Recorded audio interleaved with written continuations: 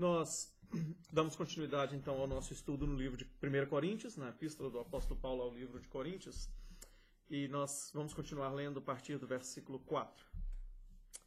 Sempre dou graças ao meu Deus a vosso respeito, a propósito da sua graça que vos foi dada em Cristo Jesus.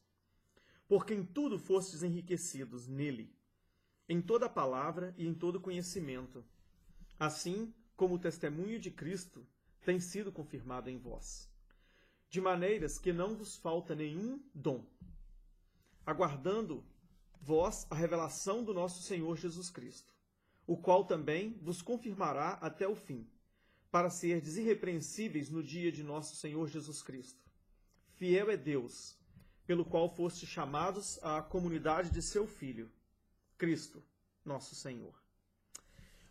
O apóstolo Paulo continua então nessa introdução, não é verdade, nessa saudação aos irmãos de Coríntios, e ele agora fala a respeito da posição dele diante desses irmãos. Nós vamos ver durante essa carta, nós vamos ver, à medida que nós formos estudando o livro de Coríntios, a respeito das dificuldades, a respeito das provações que o apóstolo Paulo estava passando, com relação especificamente a esses irmãos, e a forma como esses irmãos estavam tratando o apóstolo Paulo. A situação na igreja de Coríntios era que alguns eles detestavam o apóstolo Paulo e outros, para eles o apóstolo Paulo era simplesmente uma pessoa indiferente, uma pessoa que, como diz, era um João Ninguém, né?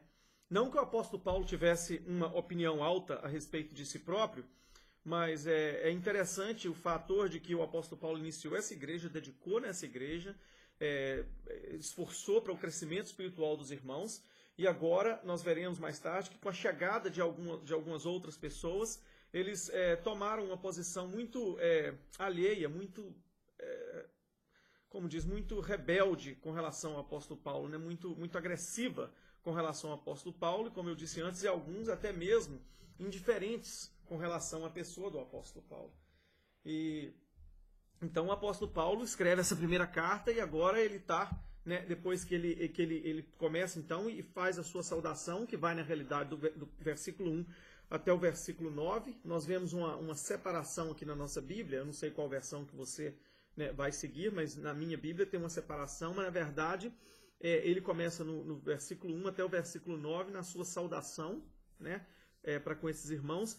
E no versículo 3 ele fala a respeito da graça e da paz que ele desejava a esses irmãos. E nós comentamos a respeito disso no nosso estudo passado. Você pode procurar aí no YouTube que você vai ver. E no estudo passado nós falamos a respeito da paz, na verdade, da graça e paz. E o interessante é que João Calvino, ele escrevendo a respeito deste versículo em particular, né, de todo esse contexto até o versículo 9, mas em particular no versículo 3, quando o apóstolo Paulo deseja para os irmãos que a graça e a paz do Senhor Jesus Cristo para com eles, João Calvino acreditava então que a paz, que era uma paz que encompassa todos os aspectos da vida da pessoa, né, o shalom, que é uma paz que ela se refere à questão da plenitude das bênçãos de Deus sobre a vida da pessoa. E João Calvino acredita que o apóstolo Paulo estava querendo dizer então que ele desejava para esses irmãos que essa plenitude de todas as coisas que os irmãos viessem a receber fosse um resultado da graça de Deus na vida desses irmãos, né?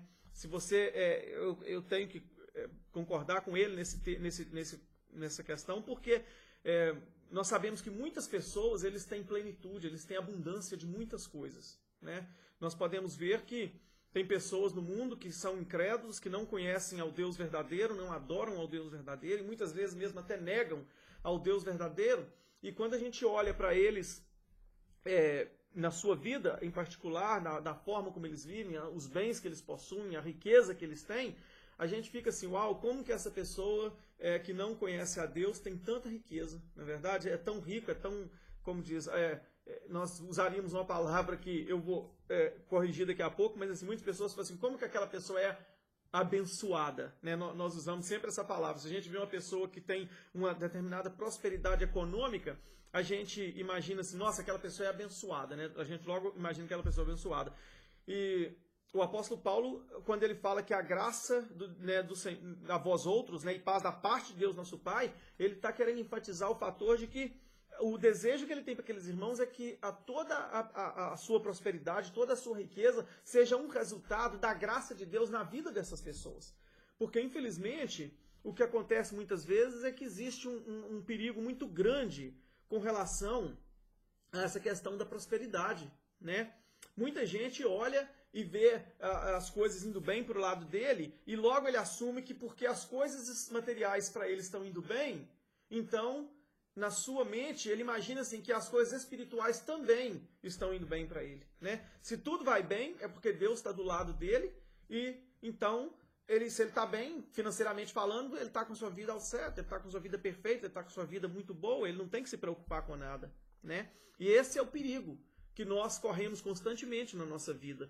Por quê? Porque Jesus Cristo mesmo falou a respeito daquele homem rico, né, daquele fazendeiro rico, que ele tinha muito, ele plantou, a sua colheita foi muito grande, e ele disse então que agora eu vou destruir os meus celeiros, vou construir celeiros muito maiores do que o que eu tenho, vou juntar todos os meus bens e eu vou dizer para minha alma que ela pode descansar.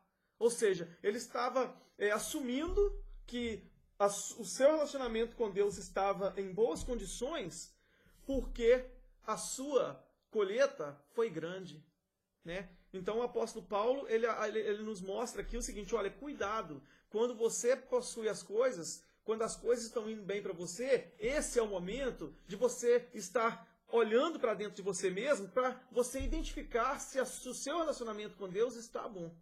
Não é verdade? Porque muitas vezes a pessoa está mal e fala assim, eu tenho que buscar Deus, ou às vezes ele pensa que porque ele está mal, o relacionamento dele está ruim com Deus, e porque ele está bem, então, financeiramente, o relacionamento dele está muito bom com Deus, e não é verdade isso. Nós sabemos que não é verdade. Nós podemos dar o exemplo de riquezas que existem no mundo, né? Eu diria que as pessoas mais ricas do mundo, que eu não sei quem são, acho que o Bill Gates é um deles, mas eu não sei quem são as pessoas mais ricas do mundo, nós podemos ver que provavelmente, eu não posso falar com certeza porque eu não os conheço, mas eu posso dizer para vocês que provavelmente, com certeza, a maior parte deles não tem um relacionamento com Deus. E isso é verdade até mesmo dentro do mundo religioso, né? Nós sabemos da Igreja Romana, quando eu estive na Itália, há bastante tempo atrás, eu fui na cidade do Vaticano, né, um lugar que a gente vai para conhecer, eu não fui lá para beijar a mão do Papa, não. Eu fui lá para conhecer e a gente vê riquezas imensas, riquezas grandiosas, coisas maravilhosas, coisas grandiosas. E com certeza, né, as pessoas que andam naqueles corredores lá do Vaticano, eles imaginam que eles estão muito bem com Deus, porque olha quanta riqueza eles possuem, não é verdade? Ou até mesmo algumas igrejas no Brasil, né, que possuem grandes riquezas, que os líderes religiosos dessas igrejas possuem grandes riquezas, podem dizer, nossa, está tudo muito bem comigo, porque olha quanta riqueza eu tenho. Mas quando a gente vai olhar de acordo com os ensinamentos do Cristo, de acordo com aquilo que Cristo ensina, de acordo com aquilo que Deus nos ensina na sua palavra, e como que essas pessoas entendem tanto as Escrituras quanto a vida neste mundo, nós entendemos então que na realidade eles são pobres e nus, né? É como diz lá no livro do Apocalipse, você acha que você está rico, você acha que você está cheio, que a sua abundância agora é grande, que você está repleto de bens e que você pode descansar, e, no entanto, você é pobre, cego e nu. Né? Ele usa 3 palavras assim, que representam uma coisa terrível na vida dessas pessoas.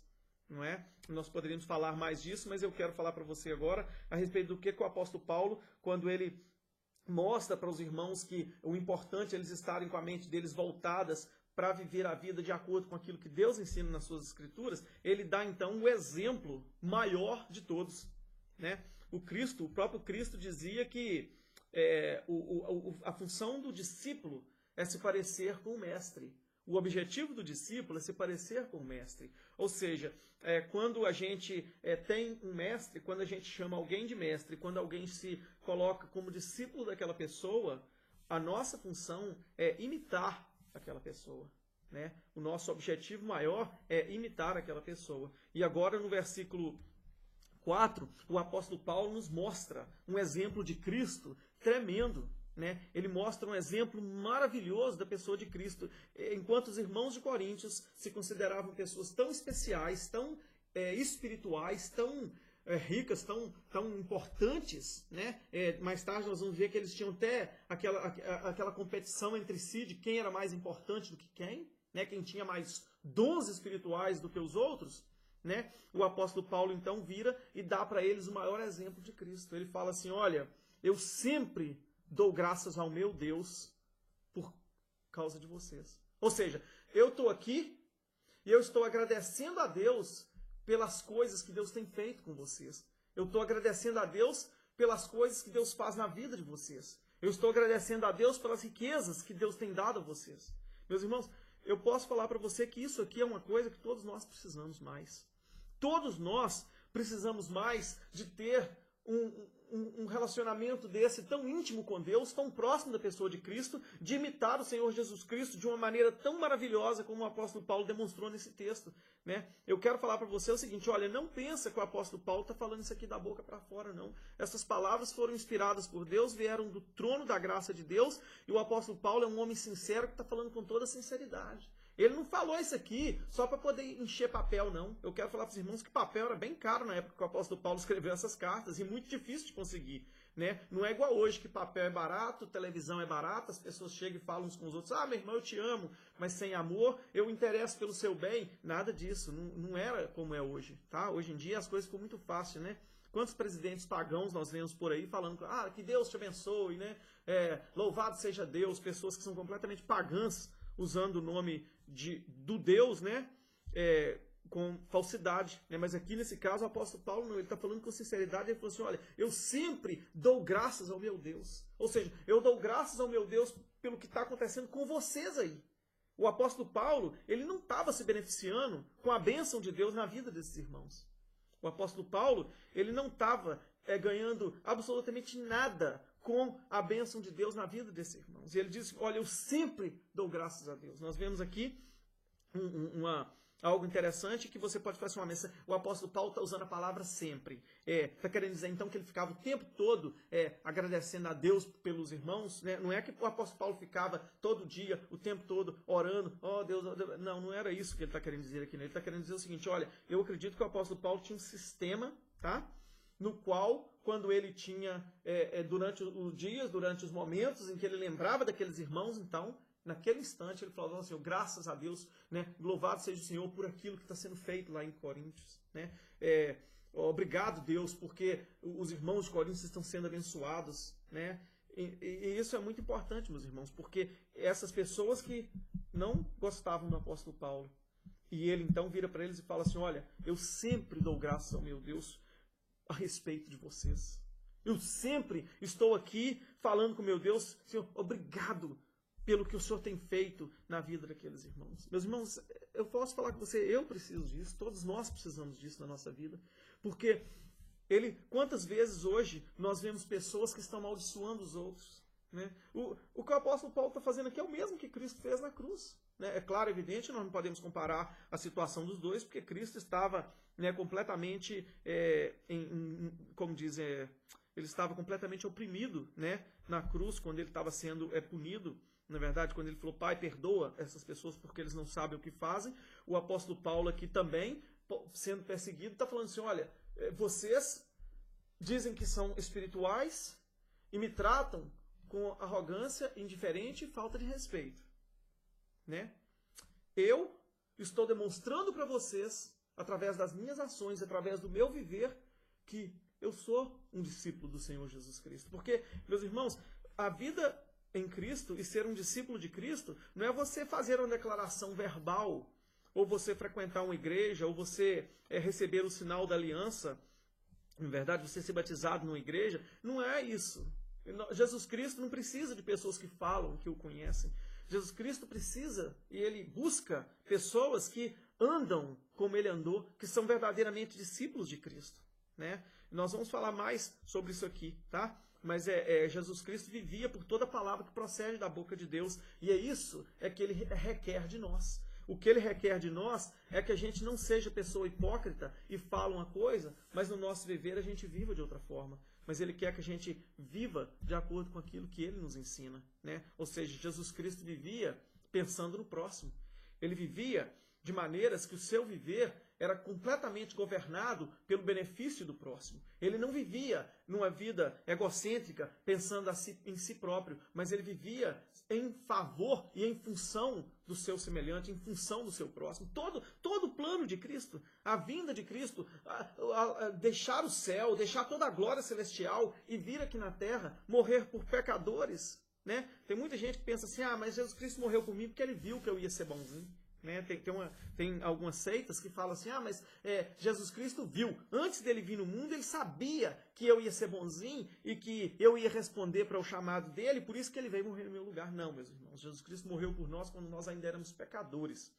Né? Nós lemos em Efésios que nós estávamos mortos. Nós estávamos mortos espiritualmente, mortos nos nossos delitos e pecados. Nós estávamos mortos, ou seja, não havia vida em nós. Né? Se você qualquer pessoa que chegar no cemitério e começar a gritar lá para alguma pessoa que morreu lá, não vou nem falar muito tempo, não vou falar há anos, não, vou falar assim, que morreu há 2 dias atrás, ou 1 dia sequer, né? E começar a gritar o nome daquela pessoa não vai responder, por quê? Porque ele não tem vida em si. Se ele não tem vida em si, ele não consegue responder ao chamado. Né? O que Cristo fez foi muito mais do que isso. Ele não só veio ao mundo, mas ele nos chamou e nos qualificou, nos ressuscitou dentre os mortos quando nós estávamos mortos. Né?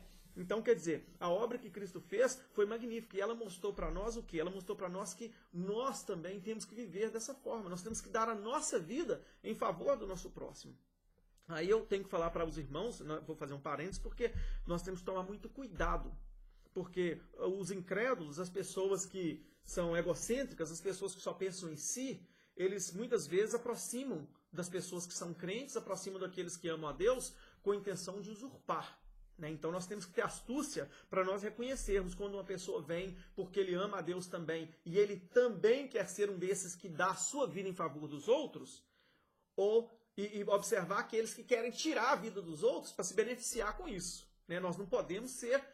nós temos que ser astutos nessa área. Não que nós não vamos demonstrar amor pelas pessoas, mas nós temos que tomar cuidado quando nós falamos assim, nós temos que dar a vida pelas pessoas, temos sim. E temos que mostrar para ele, através do exemplo, o amor de Cristo. Mas nós temos que também conhecer o que se passa, para a gente poder entender e conhecer aquela pessoa bem, para saber se aquela pessoa não está ali simplesmente para usurpar. Né? Porque a igreja ela é um ambiente muito propenso aos incrédulos. Por quê? Porque o homem incrédulo ele é egocêntrico, ele só pensa em si. Então, ele chega no meio dos crentes, ele chega no meio da igreja, onde todas as pessoas pensam no próximo. Aí o que ele faz? Ele fala assim, opa, esse lugar aqui é para mim mesmo, é aqui que eu tenho que ficar, porque aqui todo mundo pensa em mim. Mas ele não está pensando no próximo, ele está pensando em si mesmo. Né? E como todo mundo também pensa um no outro no corpo de Cristo, então eles passam a usurpar a igreja, usurpar as pessoas, né? Enganar, muitas vezes com muito engano, viu? Então nós temos que estar sempre atentos. Nós vamos estar aprendendo muito, muito rápido. Antes que você imagine, nós vamos estar aprendendo a respeito dessas coisas, tá? Nos próximos capítulos aqui do livro de Coríntios. Então, fica atento e siga os próximos estudos. Aí, continuando então, né? Ele fala assim, eu fico feliz pela graça que vos foi dada em Cristo Jesus, né? Porque em tudo fostes enriquecidos. Aí os comentaristas, né, os teólogos que comentam a respeito das Escrituras, eles ficam duvidosos com relação a essa parte aí. Eles falam assim, peraí, mas a riqueza que o apóstolo Paulo está falando aqui nesse texto, no original, é muito grande. É muito grande. É riqueza muito grande. Aí eles tentam falar que o que o apóstolo Paulo está falando é que a riqueza deles se refere, inclusive na nossa versão, aparentemente é isso que os tradutores imaginaram que ele estava falando, que a riqueza que ele está falando se refere à palavra e no conhecimento. Né? Ou seja, na oratória, tá? na forma como as pessoas de Coríntio tinham a habilidade de falar. Na verdade, realmente, na igreja de Coríntios havia muitas pessoas que, e provavelmente por ser uma região onde filósofos, né, muitos filósofos moravam, e uma região onde tinha muitos filósofos naquela área, provavelmente muitas pessoas podem imaginar que é isso que o apóstolo Paulo está falando, porque eles valorizavam demais, na igreja de Corinto, eles valorizavam demais a oratória. Uma das razões pela qual o apóstolo Paulo foi até rejeitado era porque ele não era um bom orador.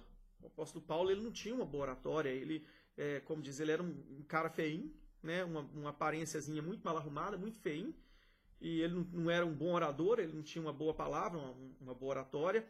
Quando ele estava lá em Atenas, e ele foi falar lá, né, diante de todos aqueles filósofos, daquelas pessoas importantes, muitos deles até saíram e falaram assim: esse cara não atrai a nossa atenção, ele não tem nada que nos atrai, que nos agarra, né? Hoje em dia, até hoje em dia nós buscamos isso. Muitas pessoas falam assim: não estou aguentando ouvir essa pessoa, essa pessoa não sabe falar, essa pessoa não me atrai, ele não tem aquela coisa que me segura quando ele está falando, né? Os pastores, quando eles vão para o seminário, eles têm um curso para ensinar eles como que eles vão atrair e manter a atenção das pessoas voltadas para si, né? Que é o caso que muitos teólogos imaginam que é isso que o apóstolo Paulo está falando, mas nós sabemos que não pode ser isso que o apóstolo Paulo está falando, né? Nós sabemos que não pode ser exatamente isso aqui que ele está falando, que não pode ser com relação à oratória, tá? E nem ao conhecimento humano, porque essas coisas, mas logo em seguida o apóstolo Paulo vai estar falando assim: olha, eu não vim para vocês com palavras bonitas, e nem com sabedoria humana, né? Logo lá no versículo 18, nós vamos ver que o apóstolo Paulo ele não dava valor à oratória, ele não dava valor à sabedoria humana. Muito pelo contrário, ele compara, né, quando a gente chegar lá, nós vamos ver que ele comparava a sabedoria e a oratória com a mensagem da cruz, ou seja, ele colocava de um lado a sabedoria humana e de outro a palavra da cruz que ele fala a palavra da cruz. Eu não sei se aqui na versão brasileira ele também usa essa expressão, palavra da cruz, mas nós vamos saber quando a gente chegar lá. Mas de qualquer maneira ele faz a mensagem talvez, né, anunciando a cruz, alguma coisa nesse aspecto. Mas o que quer dizer isso? Quer dizer o seguinte: olha, então ele não pode estar falando. O que ele está falando é o seguinte: aqueles irmãos de Coríntios, eles foram enriquecidos em todas as coisas, e também esse enriquecimento deles foi com relação ao conhecimento da palavra de Deus, né? Ao conhecimento da palavra de Deus, da palavra de Jesus Cristo. Porque, meus irmãos, isso é o mais importante. O mais importante para nós é nós termos o conhecimento da palavra de Deus. A Bíblia nos ensina o seguinte: olha, o profeta diz o seguinte: olha, você não deve se gloriar em nada, né? Aquele que fala, aquele que tem riqueza, que não se glorie nessas coisas, mas aquele que tem que se gloriar, se glorie nisso, que você conhece a Deus como sendo o seu Deus e que você tem um relacionamento com Deus. Ou seja, não adianta nós queremos nos gloriar em palavras de conhecimento humano, em sabedoria humana. Por quê? Porque essas coisas não têm valor de acordo com os ensinos dos evangelhos. De acordo com o ensino do Evangelho, essas coisas não têm valor. O que é mais importante no Evangelho é nós termos o conhecimento de Jesus Cristo, o conhecimento de Deus, e nós vivermos a nossa vida dentro dos ensinamentos de Cristo, vivendo em função dos outros, vivendo em função das outras pessoas, né?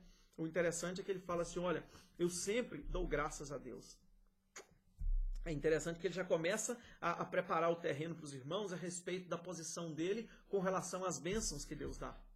Olha, ele fala assim: olha, eu sempre dou graças a Deus. Ele mostra então que ele era uma pessoa agradecida a Deus pelas riquezas que aqueles irmãos tinham, pelas coisas que aqueles irmãos tinham, pelo conhecimento da palavra que tinha sido dado àqueles irmãos, né? Ou seja, quando o apóstolo Paulo também escreve aos Romanos, ele fala assim: eu fico admirado com a riqueza que foi dada aos gentios. Ele estava se referindo à riqueza do Evangelho, e ele vira e fala assim: olha, eu sempre dou graças a Deus. Meus irmãos, ser grato a Deus pelas coisas que nós temos é algo que eu não preciso nem estar falando aqui.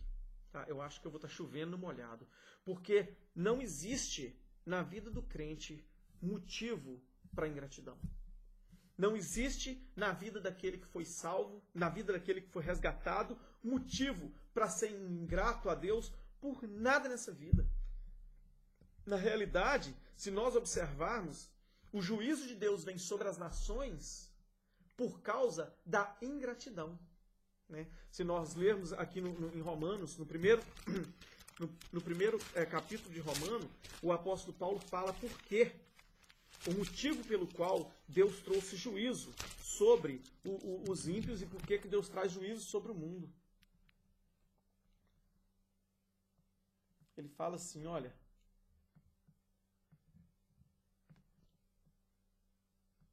Deixa eu achar, tá?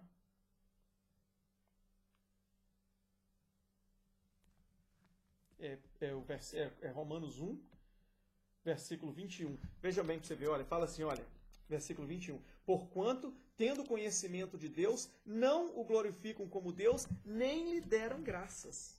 Ou seja, se você ler o capítulo 1 de Romanos, você vai ver que o pecado principal pelo qual Deus entrega as nações, entrega as pessoas das nações a cometerem toda sorte de pecado e traz então juízo sobre eles, é exatamente pela falta de gratidão que é manifestada na vida dessas pessoas. Porque o que acontece? A falta de gratidão, ela só existe na vida de pessoas que são egocêntricas. Pessoas que estão pensando em si próprio. Ou seja, eu preciso disso, eu quero isso, eu quero aquilo, e eu quero hoje, e eu quero agora, e se Deus não me der isso, é porque Ele não é Deus. Né? Quantas pessoas falam com você assim, não, que Deus quer tudo para você, Deus quer tudo de bom para você, você tem que falar com Deus, eu exijo, eu ordeno essa bênção na minha vida. Meus irmãos, tudo isso é ingratidão. Tudo isso é pessoa que está voltada para si próprio, pessoa que só pensa em si. A forma mais correta de nós lidarmos com o pecado da ingratidão é nós desviarmos a atenção de nós mesmos e colocarmos a atenção nos outros. É nós, ao invés de vivermos a nossa vida pensando que eu quero isso, eu quero aquilo, eu preciso disso, eu preciso daquilo, é nós vivermos a nossa vida trabalhando em favor do nosso próximo, vivendo a nossa vida como Cristo viveu em favor do nosso próximo. Né? Então, ele fala assim, que nós temos que dar graças a Deus. O nosso ensinamento do apóstolo é que nós temos que ser agradecidos a Deus por todas as riquezas que Deus tem nos concedido, por tudo aquilo que Deus tem nos concedido. Jó, quando ele passou pela provação que ele passou, ele adoeceu e ele estava bem ruim, bem enfermo, a sua esposa chegou para ele e falou assim, Jó, falou assim,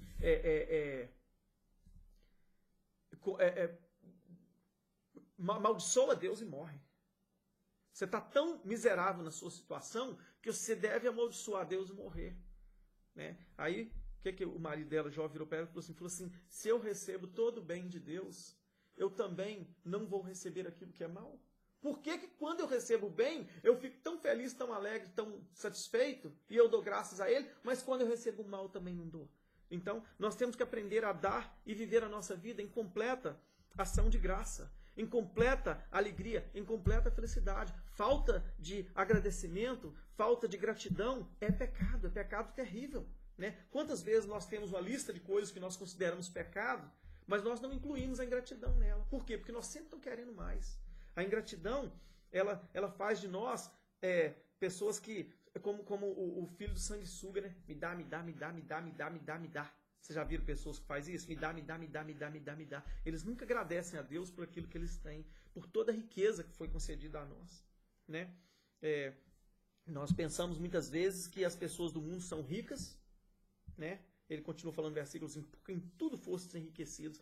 Aí, o que é que a gente vê? A gente troca o que é a verdadeira riqueza. Eu vou falar para vocês que eu tenho certeza absoluta que tem muitas pessoas nesse mundo, até mesmo dentro das igrejas, que não sabem nem o que é riqueza. Eles tomaram uma mentalidade secular, tá, do mundo a respeito do que é riqueza. Né? Então agora eles olham para si e eles pensam assim, eu sou pobre porque eu não tenho o iate que está me esperando ali. Né? Eu realmente não tenho. Mas eles pensam assim, eu sou pobre porque eu não tenho o iate. Ou eu sou pobre porque eu não tenho um carro. Ou eu sou pobre. E eles começam, então, a ver que as outras pessoas que têm essas coisas, e eles começam, então, a se sentir até mal quando ele vê o benefício do próximo. Porque eles não são gratos a Deus por aquilo que eles têm. Né? E eles, então, passam a valorizar coisas que, na verdade, não são riquezas. Né? Eu poderia falar para você que nos ouve assim, olha, você sabe o que é riqueza? Você sabe o que é riqueza? Tem um ditado que fala assim, você só é rico quando você descobre o que é a verdadeira riqueza. Você só é rico quando você descobre o que é a riqueza verdadeira. Porque esses irmãos em Coríntios, o apóstolo Paulo falou assim, vocês foram enriquecidos em todas as coisas. Meus amados, vamos fazer só um parênteses aqui agora, só para a gente ter uma ideia. Vamos prestar atenção para você ver. Qual as pessoas desse mundo... Vamos fazer uma análise aqui. uma pessoa vai descobrir um remédio que cura todas as enfermidades. E eu falo com você uma coisa, tem empresas que estão pesquisando isso aqui nos Estados Unidos assim, olha, dia e noite. Eles têm cientistas 24 horas por dia tentando descobrir um remédio que cura uma enfermidade e que prolonga a vida das pessoas. Porque na mente deles é o seguinte, se eu descobrir um remédio desse, eu vou ficar rico demais, porque todo mundo quer. Todo mundo quer um remédio, todo mundo quer uma solução, todo mundo quer algo que vai prolongar a sua vida. E o que nós temos em Cristo Jesus é algo que dinheiro nenhum compra. O que nós temos em Cristo Jesus, o que Cristo Jesus fez por nós, é algo que dinheiro nenhum nesse mundo pode pagar. Por quê? Porque Ele nos deu a vida eterna, Ele nos garantiu a vida eterna. Ele morreu em nosso lugar, Ele tomou os nossos pecados sobre Ele, Ele pagou a Deus por todos os nossos pecados. Nós agora nos aproximamos de Deus com a nossa carta limpa. Não existe nenhum pecado mais que nós podemos ser condenados por Ele.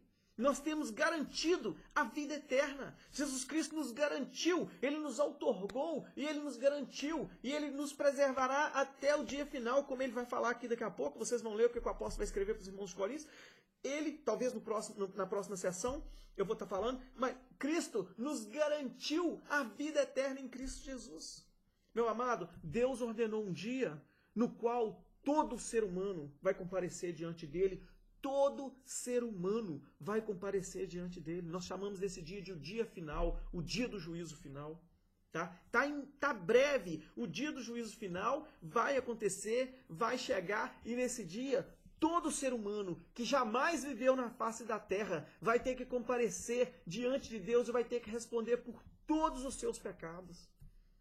E cada uma dessas pessoas, se Deus achar um pecado na vida dele, pecado na vida dele, ele vai ser condenado eternamente ao inferno, longe de Deus, ao juízo eterno, condenado para sempre, afastado da presença de Deus.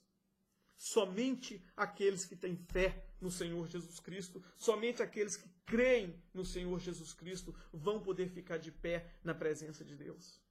Meus amados, Deus, Ele é puro, Ele é santo, Ele é perfeito, Ele vê todas as coisas, Ele vê o mais íntimo do seu coração, Ele sabe todos os motivos pelo qual você faz qualquer coisa. Quando você tira um esmola e dá para alguém, Ele sabe o motivo pelo qual você deu. Nem você mesmo sabe. Muitas vezes você próprio se engana. Você pensa assim, eu estou fazendo isso aqui de bom coração, mas no fundo você está se promovendo, você está tocando a trombeta na sua presença, você está se colocando no seu coração, que coisa boa que eu estou fazendo, estou dando uma esmola, estou dando um copo, tudo isso, mas Deus sabe, você não pode esconder de Deus, porque Deus conhece o mais íntimo do coração, Ele diz que Ele conhece tudo. Os anjos que nunca pecaram, todas as vezes que a Bíblia fala a respeito desses anjos, desses seres celestiais magníficos, que nunca cometeram pecado algum, quando eles chegam na presença de Deus, a Bíblia fala que eles cobrem o seu rosto.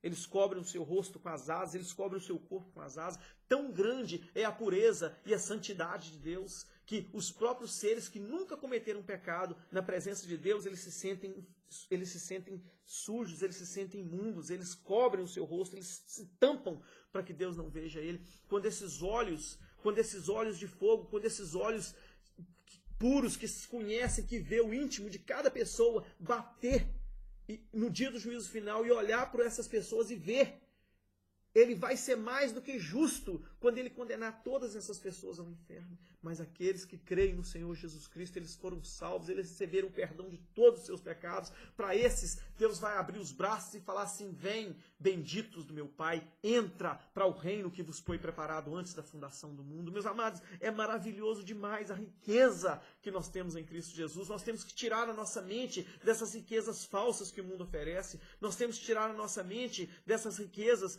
que vão ficar por aqui, que vão perder o seu valor. É claro, se nós tivermos alguma riqueza, nós temos que usá-las para o bem, para o reino de Deus, para propagar o reino de Deus. Não é? Nós temos que usar para ajudar o nosso próximo. Né? Muitas pessoas na igreja pelo menos na nossa igreja, nós temos pessoas que têm condições boas financeiras, mas nós vemos que na vida deles, eles vivem ajudando as pessoas, eles vivem dedicando aquilo que Deus garantiu a eles na presente tempo para poder estar ajudando e beneficiando ao próximo. E é claro, enquanto nós estamos no mundo, nós temos necessidade das coisas, então nós também temos que trabalhar, né? Deus nos recomenda que a gente trabalhe, mas nós não podemos focalizar a nossa vida nessas riquezas falsas. Tá? E lembrar que a nossa riqueza é maior do que todas as coisas. A nossa riqueza ninguém pode tirar de nós e ela é uma riqueza que nós não podemos nem perdê-la e ninguém pode comprá-la com dinheiro. Tá? Essa riqueza que nós temos, que é uma riqueza imensa, ela foi nos concedida única e exclusivamente pela graça de Deus, porque Cristo Jesus tomou o nosso lugar e pagou por todos os nossos pecados. Nós vamos encerrar por aqui e nós vamos estar voltando para falar a respeito, a partir do versículo 6. Nós vamos dar mais um falado sobre isso para a gente poder completar o versículo 6. Pega o nosso vídeo próximo que você vai estar nos ouvindo então. Obrigado.